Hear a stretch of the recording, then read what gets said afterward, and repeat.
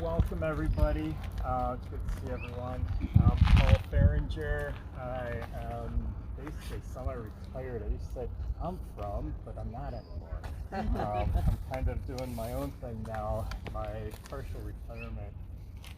I got bored just doing nothing. I'm a teacher at heart and I always wanted to teach, so I substitute teach at a middle school now, and I still do nature hikes like this. And when Amazon called me one day, said, "Hey, do you want to lead some hikes at the cemetery?" I'm like, "Oh, I'd love to." So that's why I'm here now. We've got, I think, 2 or 3 more scheduled, mostly here at this cemetery, and then there's one at a cemetery in Hamburg, I believe it is. So check the website and sign up for more of them. Different background is I've been a naturalist for Buffalo Audubon for 10 years. I was a naturalist at New York State Parks at Letchworth State Park for 5 years. I ran my own nonprofit organization, Wild Spirit Education, which is still in existence. I just stepped away from it. So I've been teaching about nature for many, many years. Do I know everything about nature? No. Nature still surprises me quite often. So today we're going to learn a little bit about wetlands. This is a great opportunity in the cemetery here because we have Skajakwita Creek running right through.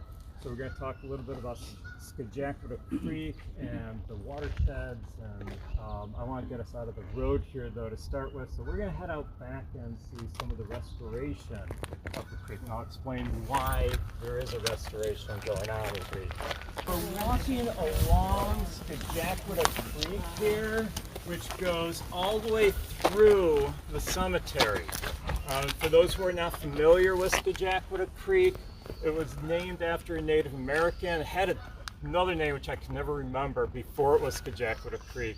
But at one point they named it after a Native American, and then of course the roadway, the highway, was named after the creek.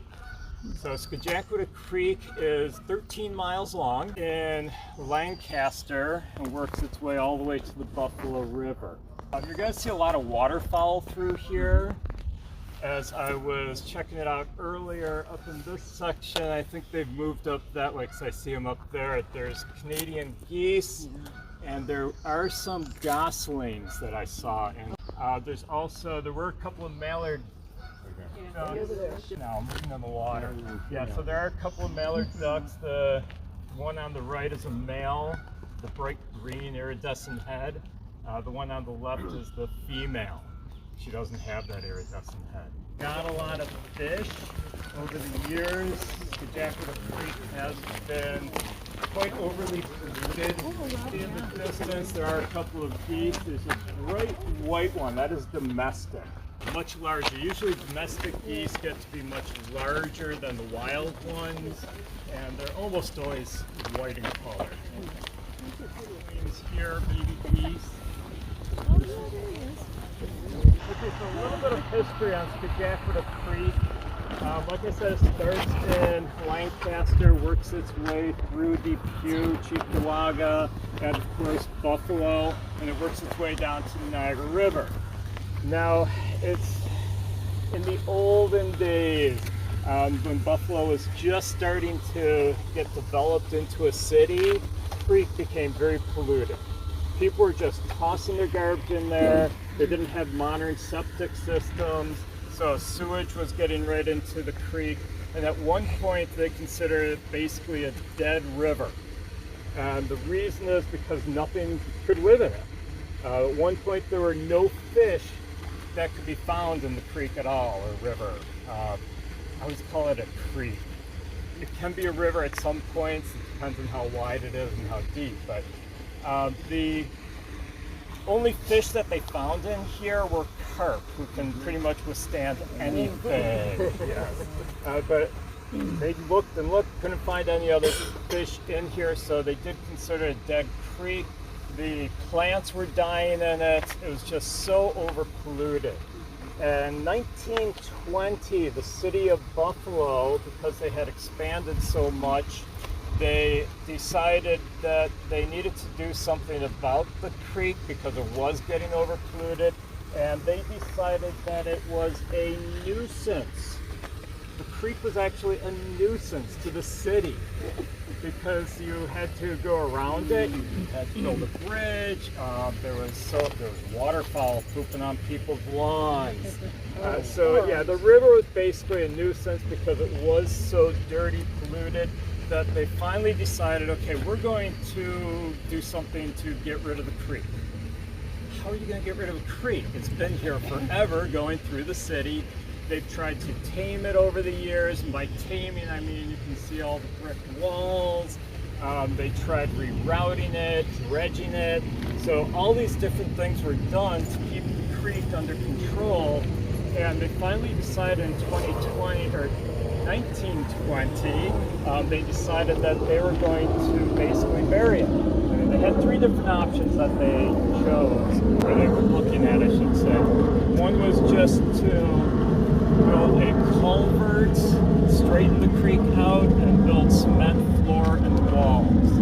But that didn't help with the pollution problem. Like, we're still tossing pollution in there, runoff from sewers. It wasn't helping. So they decided that they would cover it up. You don't see most of it through Buffalo. The reason is they took a major portion of that 13 miles and they covered it up. Now, I'm not the type of naturalist who usually carries pictures with me, but I found some really fascinating pictures about the Scajaquada Creek that I will pass around so you can see a picture of the dredging when they decided to cover up the creek, to control the creek. This is some of the work that they were doing when they put concrete on the entire floor. Now, they wanted it so that it would handle the higher water. You look here, it's pretty mellow, it's pretty low. But the water, if you look at these tiers over here, the water can, they say every 25 years, but usually it's a little bit longer, 50 to 100 year floodplain. It usually gets up to that third tier. So we would actually be standing in water right here. So they wanted to make sure that this was large enough to handle that water. If it was too small, just a couple of little drain pipes, not going to do it. It's going to back up and it's going to start flooding through the city, and it's going to be a mess. So they poured this concrete. It's approximately 20 feet wide on average. Some places it is 33 feet wide. You can pass that around, see some of the construction workers. This was the ceiling. This was the roof that they put on it. Now, like I said, one of the plans said, let's keep it open. But most residents wanted it closed so that they could actually put parks on top of it. They could put roads on top of it. And actually, Scajaquada, is it road or lane? I don't know. But that is actually on top of part of this. So that is the roof. This is with the reinforcing rods on the roof. I'll pass that around. And this is what it looks like from the side. Now, if you want to see what it looks like today, you don't even have to leave the cemetery because it actually ends right at the cemetery and goes underneath. Now, it does come out on the other end near Villa Maria College. So if you go down by Villa Maria College, I can never remember the road, so I wrote it on the back here, Pine Ridge Road. If you go down there, you can actually see where the river comes out of this viaduct. So this is what it looks like as they're constructing it. But if you go into the park, you go out of the parking lot, and you can actually, one of the docents, if the docent wants to use these pictures, you're more than welcome to. You go out of the parking lot and you turn right, and then you can make your first left. There's a small road, it's blocked off, chained off. You can park there and you can walk back in, and you can actually see where the water is coming out. Now, on the left-hand side of that viaduct, you are going to see one of the old sewer pipes that came through the tunnel as well. The creek, because of all this pollution, after they built the viaduct, it still was not helping with the pollution because you had some farms up through Lancaster, DQ that were pumping pollutants in, runoff from yards, runoff from all around the roads. I mean, you have a city. Cities are concrete. Where's the water going to go? Along the roads, into the sewers, into Skagakra Creek. So all the oil from the vehicles is getting into the creek, all the gasoline from cars that are not well maintained. You have pesticides, herbicides from people spraying their lawns. Everything's getting washed into this creek. We're in what we call a water, a what? Watershed, thank you. The word just slipped right out of my head. We're in a watershed that's 23 square miles. So the creek is 13 miles long, but the watershed is 23 square miles. If you're unfamiliar with the watershed, we have a hill over here. We have a hill over there. There's a hill in the distance there. Where's all the water going? We have gravity. It goes down all into one area. It feeds into this creek. Anything on the other side of that hill is another creek's watershed. Now, the big watershed that this feeds into, and this is actually part of, is the Niagara River watershed, which is approximately a little over 1,200 square miles, so obviously much bigger. So this is feeding into the Buffalo River, and it is taking all that pollutant into there. Now, this is still considered one of the most polluted rivers in this area, in the Buffalo Niagara watershed. Niagara River. Did I say Buffalo River? Yeah. I'm sorry, the Niagara River. It feeds into the Niagara River, yeah. Sorry, thank you for correcting that. Anyhow, because of all those pollutants, they decided, you know, we need to clean it up, we need to restore it. What are you going to do? I mean, how are you going to clean up a river? Come down here with nets and, you know, pumps? I don't know. Well, there's actually many ways of doing it, but the best way to do it is at the source. So regulations on people, how they were allowed to do their sewer systems, although some are grandfathered in, they have not been updated and they're still pumping sewage into the river. But there are new bills that they have to have it. So you hit the source. You basically make regulations on how sewage can go in. You try to stop some of it. If you go down by Hoyt Lake, which is a man-made lake, by the way, Hoyt Lake, you'll see where the river comes into Hoyt Lake, they have a blockade there, and it's disgusting. If you've never been there, go and check it out. They do scoop all that out every once in a while. They don't want that into the lake. That's one of the ways that they're trying to stop it. Another way that they're doing it, and we're going to see another place, I'm not going to touch on this too much here, but restoration projects, which is what was done here. Grants from New York State DEC and the federal government also put some money in. Niagara Water Keepers, I got it right. I've known them since they were River Keepers, but they changed their name to now Water Keepers. Niagara Water Keepers was instrumental in getting this going, writing the grant, and they did some restoration projects like what you're seeing here. The maintenance crew isn't lazy. They do a great job here in the cemetery. This is purposely left to grow, left natural. It keeps all of the runoff and absorbs it, filters it before it goes into the river. And I'll talk more about it when we get to the other restoration area. But I wanted to come back here because I wanted to talk a little bit about these boulders that are lined up and kind of sticking out into the water. Is it made to slow down the water? No, that would be putting it in the middle. But yeah, they're actually diverting the water. You notice they're not across from each other. They're kind of kitty corner. So you have one starting down there after the bridge, and then another one on this side, then just that side, this side, and so you're back and forth. What it's doing is it's causing the water, instead of going straight through, to curve.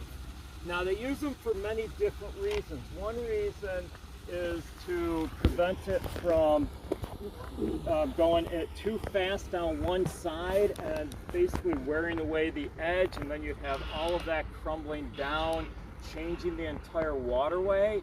That's why they have the concrete or stone wall on that side. It prevents the water from doing that. But another way to prevent it is to put these in. it causes the water to go back and forth. Now if you look behind each one of these, you're going to see it's like a sandbank. That's another reason for putting these in.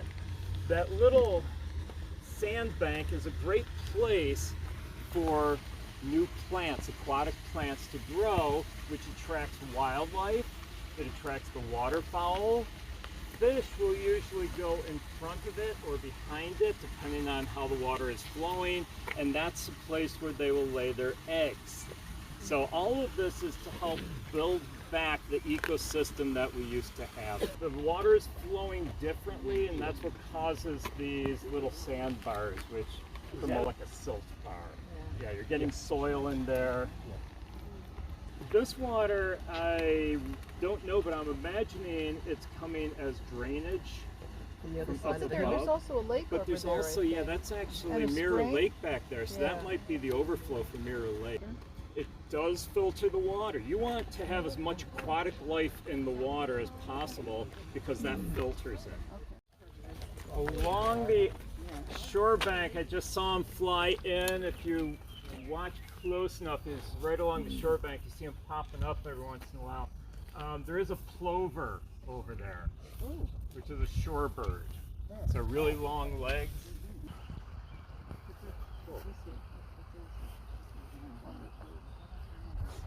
Now right in here, as the river gets wider from where we were back there, you do get a lot of buildup in the soil, and you do get a lot of growth, which is a good thing.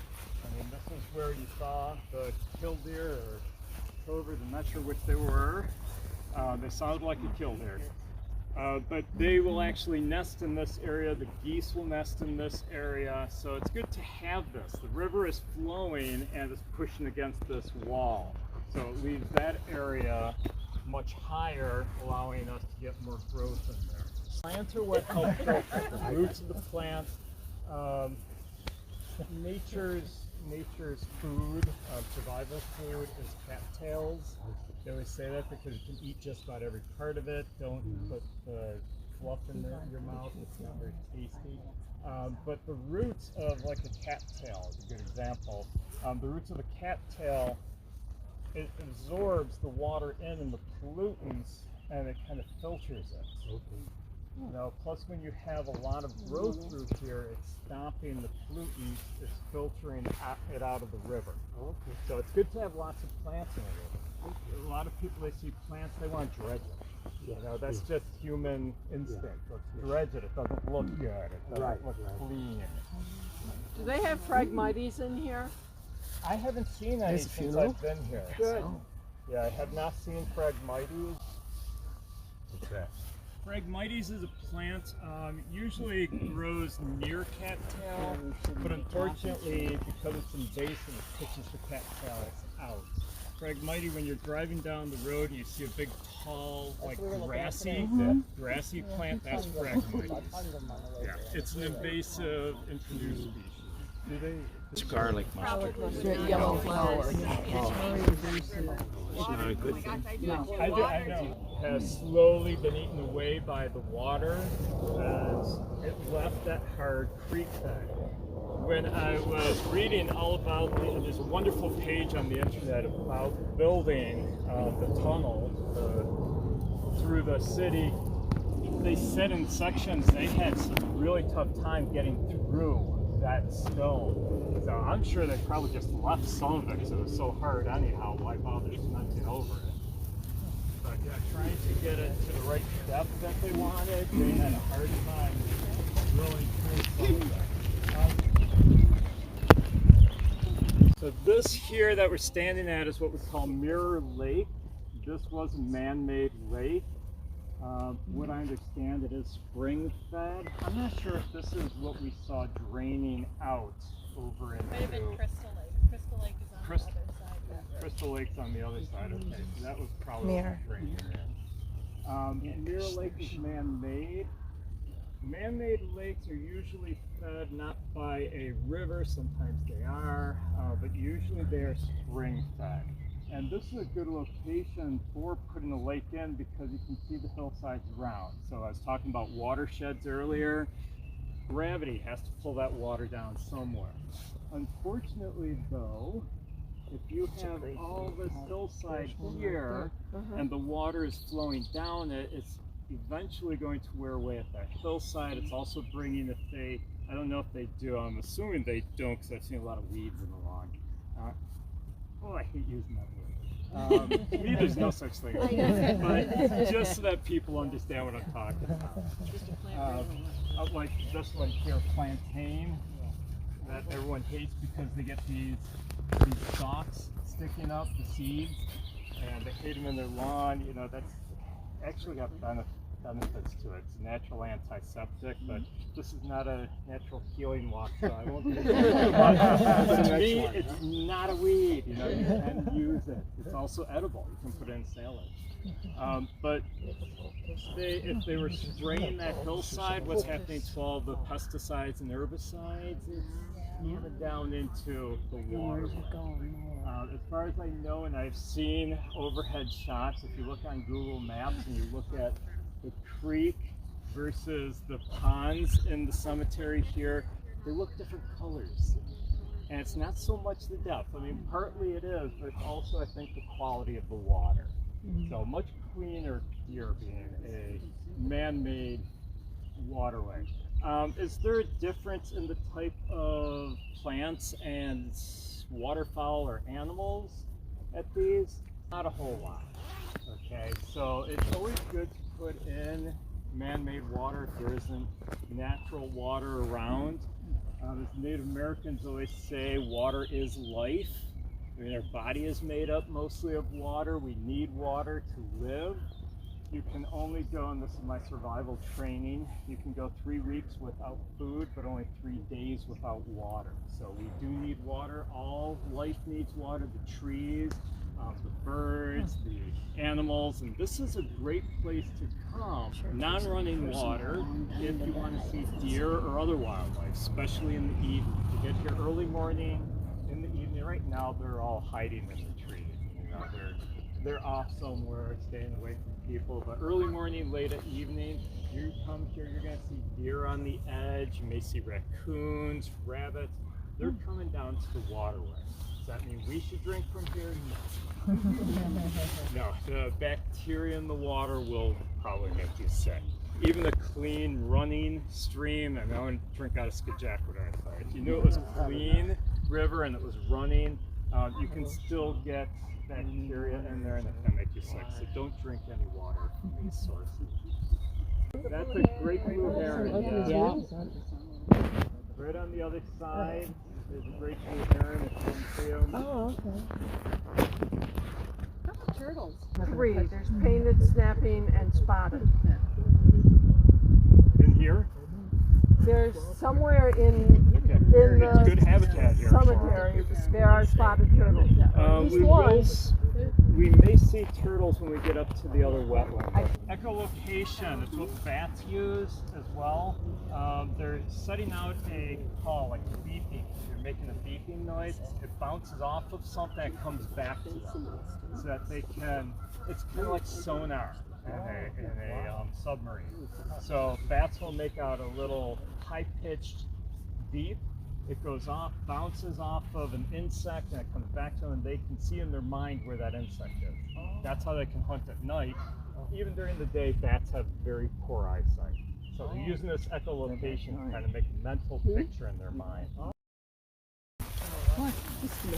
Yep, there's very deceptive. If you ever go on eBird, it's ebird.org. This is considered a birding hotspot here in the cemetery, and you can see what birds people have been seeing here.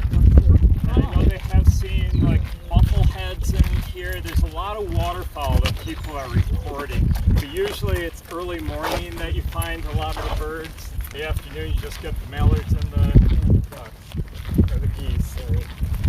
Geese, some people call them Canadian geese. I always hate that name because it's here too, not just in Canada. Covering the bald eagle, the American bald eagle. And he was talking about, it's two of these guys that do it, and he was talking about the American bald eagle and how their range is all the way up into Canada, and the other guy's like, wait. We're going to walk around here in the wetlands, another restoration area, and learn more information on the way out. You're welcome to stop here and read about it.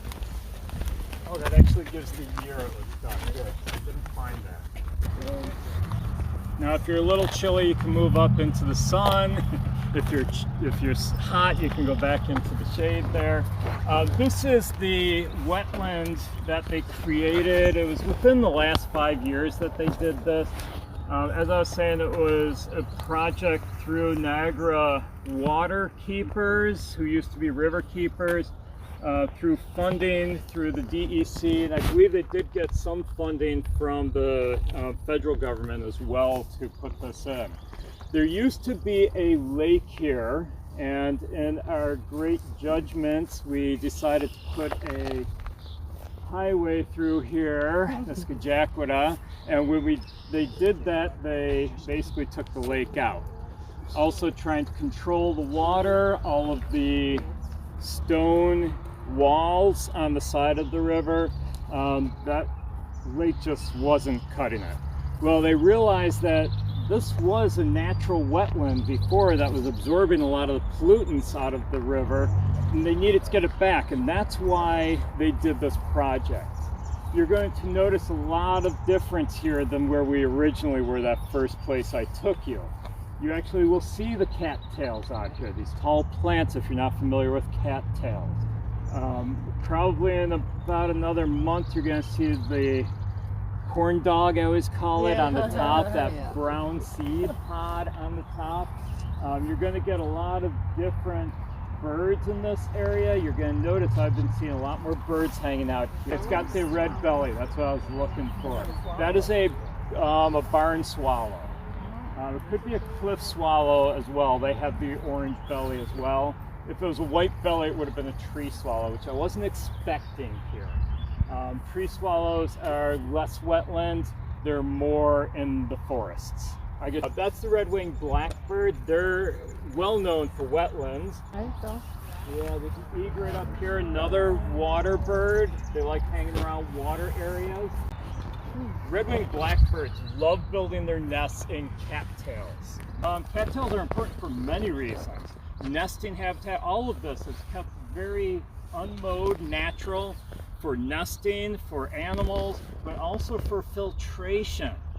You have a main roadway up here, higher than the rest of the land. Any cars that are not well maintained, please, please, please keep your cars well maintained. Any cars that are not well maintained, they're dripping oil, dripping gasoline onto the road. As soon as it rains, all of that washes into the lower area, which is basically the creek, the river, and in this area. But if it comes into this area, it's going to be filtered before it makes it to the there is an outlet here, so when the creek does get higher, it will come into here. And I have read that the creek will rise up to 8 feet. But it's like that every 50, 100 years you get the flood, and this will get quite high. I would not be surprised if the path was underwater at that point, but it only happens every 50, 100 years. So yeah, this is a filter. It will drain out, but if you walk down in there, it's going to be wet. So you will see a lot of different plants in this area. Some of them were planted by water keepers, but eventually they just kind of spread on their own. So they're not planting every single one of these plants. They'll put in so many of the cattails, they'll put in so many of the sedges, other wetland plants, and then they just let nature do its thing, and they just spread on their own, and they don't maintain it. It maintains themselves. Projects. So this lower grass is good? Yes. Yep, it's good to have it. Acts as a filter.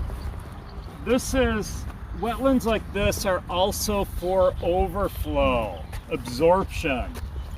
Oriole. Oriole? Upper Orioles in this tree. I wish we would have learned our lesson. I hope we're learning it. Back down many years ago in the Everglades, the Army Corps of Engineers decided they knew what was best for the Everglades, and they decided that, hey, nature doesn't know what it's doing, we should correct this. And so they took that nice windy curvy river, and what did they do? Straightened it out. They dredged it, made it nice and straight, and they found that the diversity, in other words, the different species of animals in the area, the plant diversity, everything just kind of collapsed in the Everglades. Wow. And the Everglades was in extreme danger at that point. Wow. So what did they do?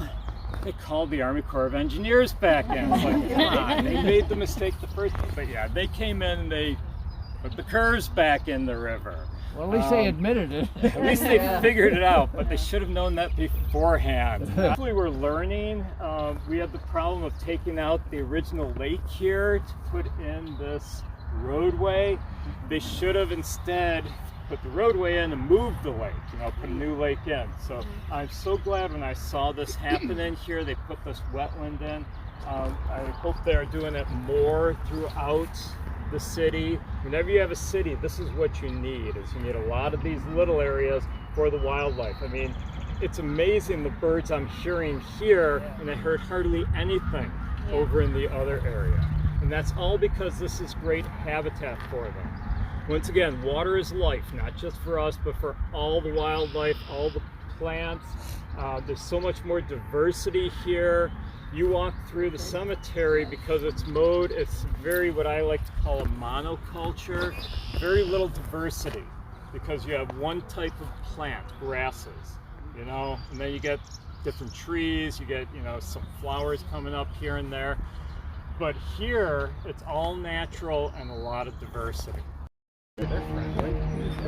Notice them.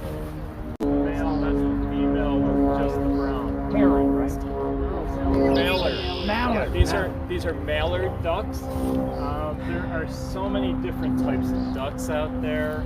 If you really want to learn waterfowl, get a good field guide. What's the difference between the male and female Canadian geese? I've never learned that. They look the same. Yeah, colors Yeah. are the same on the male and female with the geese. The female is a little bit larger. Oh, Yeah. You're going to find with a lot of your larger birds, and birds of prey especially, your females are about a third larger than the males. Yeah, and they also have found with birds, most birds, southern birds are smaller than the northern birds of the same species, sometimes twice the size. wow. Yeah, they need to be bulkier and bigger to handle the colder weather. So you have, like bald eagles are a really good example. Down in Florida, a bald eagle, maybe about the female who's larger would be maybe about 10 pounds or 15 pounds. A female up in Canada would be more like 35 pounds. Wow. So much bigger. And that's just because it's colder climate, they need to be, bulkier and heavier. So this up here is a small pond lake that they put in so that you do have some open water as well, because in the marshy area here you will get a lot of species like the red-winged blackbird, but guys like these, they like the open water more. So that's why they also included the open water, plus it catches the water as it's coming down, its absorption better. Mowed lawn absorbs less water than unmowed over here. So I'm gonna kind of wrap things up here. You're welcome to follow me back to the cars in the parking lot. And if anyone's interested in seeing where the tunnel begins, I can walk you up to there as well. And if not, I'll just let everyone go their own way from here. If you want to hang out here, I want to end it here because it's such a beautiful place to sit. If you want to just sit here and relax and enjoy, that's fine too. You don't have to join me on the way back. But I would like to thank everyone for joining me. And if you go on the forest lawn website, there's an event, it's the events page. Yep. Yep, the events page, and you can sign up for more of my walks.